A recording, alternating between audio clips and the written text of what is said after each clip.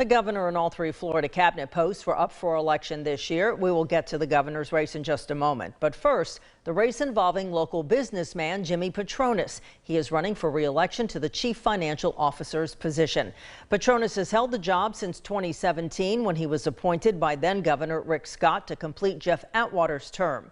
He won a term in his own right in 2018. And as you can see, Patronis wins a second full term, beating out challenger Adam Hattersley, a Democrat from Hillsborough County, by almost a 20% margin. News 13's Courtney Evans caught up with both candidates. She is live in our studios tonight. Courtney, this was a huge victory for Patronis. It was, Amy. Patronis' younger son, Theo, reminded the crowd that 4 years ago, his dad only won the CFO's job by a few thousand votes. Tonight, he won by nearly 1.5 million votes. Several hundred supporters gathered at the Patronis family business, Captain Anderson's restaurant, to watch the results and then celebrate his victory. During his last 4 years, he's made first responders a top priority, pushing for legislation to protect firefighters from job-related cancers.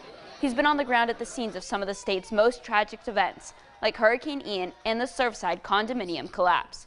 But he says his top priority for the upcoming legislative session will be major reform of the state's property insurance industry. He also sees tonight's election as a voter mandate on the current administration.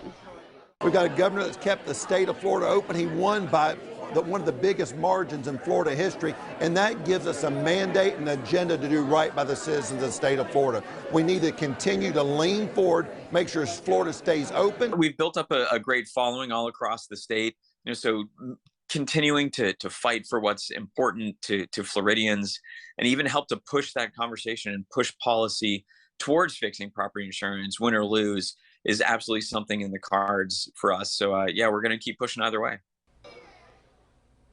Hattersley called Patronis to congratulate him and said he wants to stay in touch to work with him in the future. Patronis' entire staff from his office in Tallahassee traveled over tonight to attend tonight's election party. Courtney Evans live in our studios. Thanks, Court.